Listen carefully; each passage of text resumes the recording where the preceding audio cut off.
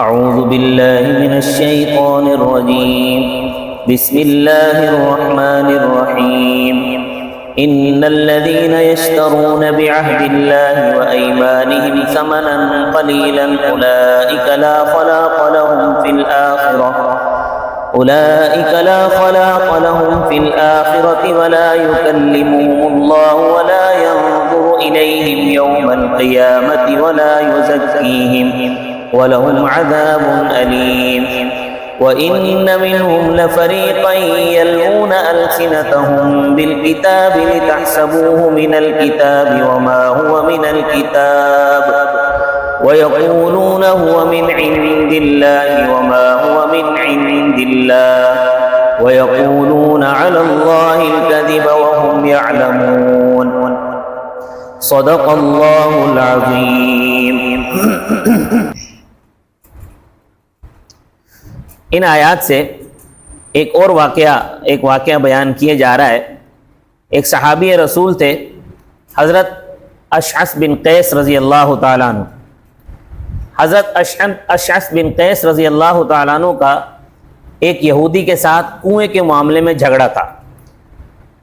یہودی کہتا تھا کہ یہ کنواں میرا ہے، اور حضرت اشعث کہتے تھے کہ یہ کنواں میرا ہے، اور حقیقت میں وہ کنواں تھا بھی حضرت اشعث رضی اللہ تعالیٰ عنہ کا تھا۔ یہودی نے ویسے ہی ناجائز طور پر اس کنویں پر قبضہ کیا ہوا تھا۔ اب اس زمانے میں آج کی طرح ہمارا رجسٹری اور انتقال وغیرہ تو ہوتا نہیں تھا کہ کام پختہ ہو جائے، تو لوگوں نے انہیں کہا کہ آپ آپس میں جھگڑو نہیں، حضرت صلی اللہ علیہ وسلم سے جا کر فیصلہ کروا لو، حق کا فیصلہ ہو جائے گا۔ چنانچہ یہ فیصلہ حضرت صلی اللہ علیہ وسلم کے پاس لے کر گئے اور اپنا مدعا بیان کیا۔ حضرت صلی اللہ علیہ وسلم نے حضرت اشعث بن قیس رضی اللہ تعالیٰ عنہ سے فرمایا کہ تو دعویٰ کرتا ہے کہ یہ کنواں تیرا ہے، تو کیا تیرے پاس گواہ ہیں؟ کیونکہ اسلام کا اسلام کا ضابطہ ہے البینۃ علی المدعی والیمین علی من انکر، کہ گواہ وہ مدعی کے ذمے ہیں اور منکر پر قسم آتی ہے۔ یعنی مدعی اگر گواہ پیش نہ کر سکے تو مدعا علیہ پھر قسم اٹھاتا ہے۔ حضرت اشعث رضی اللہ تعالیٰ عنہ نے کہا کہ حضرت یہ کنواں جدی پشتی ہمارا ہے، ہمارے بڑوں نے اس کنویں کو کھودا تھا اور اس وقت تو میں پیدا بھی نہیں ہوا تھا، اب اس وقت کے گواہ تو میرے پاس نہیں ہیں۔ آپ صلی اللہ علیہ وسلم نے فرمایا پھر مدعا علیہ کی قسم پر فیصلہ ہوگا۔ حضرت اشعث رضی اللہ تعالیٰ نے فرمایا عرض کی کہ حضرت یہ تو فاسق فاجر آدمی ہے، اس طرح تو یہ سارے مدینے پر قبضہ کر لے گا۔ تو اس موقع پر یہ آیت نازل ہوئی، ان الذین یشترون بعہد اللہ وایمانہم ثمنا قلیلا، بے شک وہ لوگ جو خریدتے ہیں اللہ تعالیٰ کے عہد کے بدلے اور اپنی قسموں کے بدلے تھوڑی قیمت، یعنی اللہ تعالیٰ پر ایمان لانے کا عہد کیا تھا مگر ایمان نہیں لائے، وہ وعدہ پورا نہیں کیا۔ اللہ تعالیٰ نے ان لوگوں کو حکم دیا تھا امانت ادا کرنے کا، لیکن یہ حقدار کو امانت ادا نہیں کرتے اور قسم کے بدلے حقیر مال خریدتے ہیں۔ دنیا تو ساری ہی قلیل ہے۔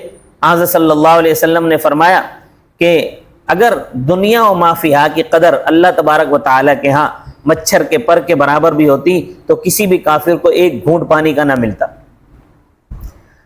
اب جو دنیا کی خاطر جھوٹی قسمیں کھاتے ہیں، عہد کو پورا نہیں کرتے، امانت ادا نہیں کرتے، اولئک لا خلاق لهم فی الآخرہ، یہ وہ لوگ ہیں کہ کوئی حصہ نہیں ہوگا ان کے لیے اچھائی کا آخرت میں۔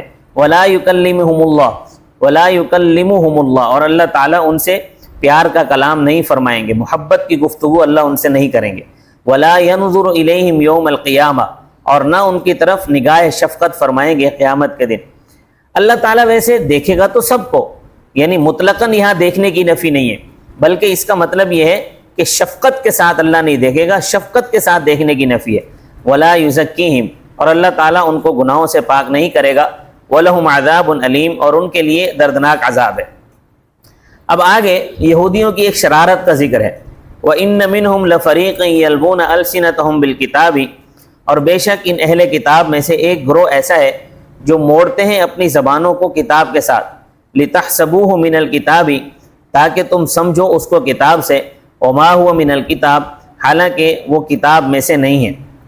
دیکھیں حضرت صلی اللہ علیہ وسلم کی مجلس میں ہر قسم کے لوگ ہوتے تھے، ان میں پڑھے لکھے لوگ بھی ہوتے تھے، ان پڑھ بھی ہوتے تھے، سمجھدار بھی ہوتے تھے، نا سمجھ لوگ بھی ہوتے تھے، غبی بھی ہوتے تھے، شہری بھی ہوتے تھے، دیہاتی بھی ہوتے تھے۔ اور ہر مجلس کا یہی حال ہوتا ہے کہ مجلس جب بہت سارے لوگ جمع ہوتے ہیں تو ان میں ہر قسم کے لوگ موجود ہوتے ہیں۔ تو صحابہ کرام رضی اللہ تعالیٰ عنہ کہتے تھے راعنا، حضرت ہماری رعایت فرمائیں کہ ہم سب سمجھیں۔ تو یہودی کیا کرتے تھے کہ زبان تھوڑی سی دبا کر کہتے تھے، یعنی راعینا کہتے تھے، راعینا یعنی عین کے بعد یا پیدا ہو جائے، اس طرح کہتے تھے۔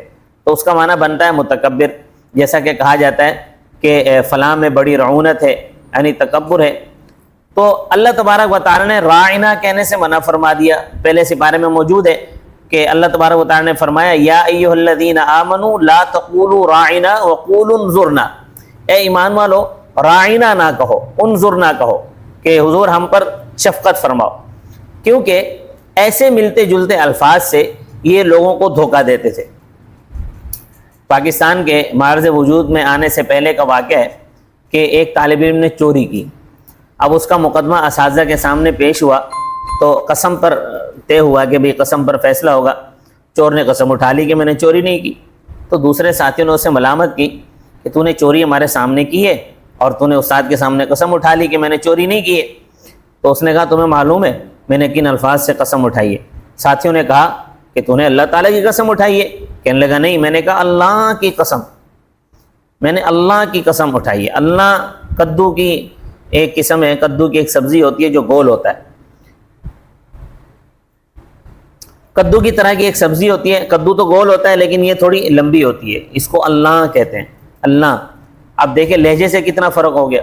اسی طرح زبر زیر سے بھی فرق ہو جاتا ہے، جیسے بکری جانور ہے اور بکری جو ہے وہ فروخت ہونے کو کہتے ہیں، معلوم اور مجہول پڑھنے سے فرق ہو جاتا ہے۔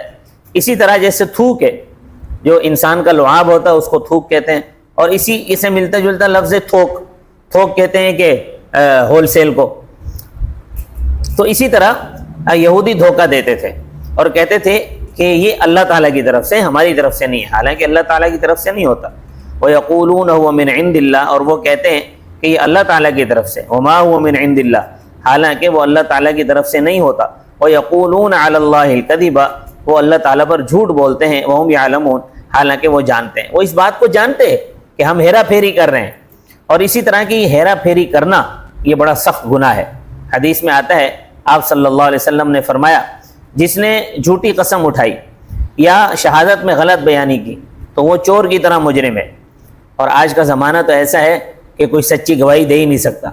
عام لوگ تو عام ہیں، ججوں کا حال یہ ہے کہ بیچارے جب بیان لیتے ہیں تو نقاب پہن کر لیتے ہیں، کہیں ایسا نہ ہو کہ بعد میں یہ ہمیں قتل کر دیں، ہمیں مار نہ دیں۔ یہ حالات ہیں غنڈہ گردی کے، یہ غنڈہ گردی دنیا میں عام ہو چکی ہے۔ اللہ تعالیٰ بچائے اور ہم سب کو محفوظ رکھے۔ وما علینا الا البلاغ المبین۔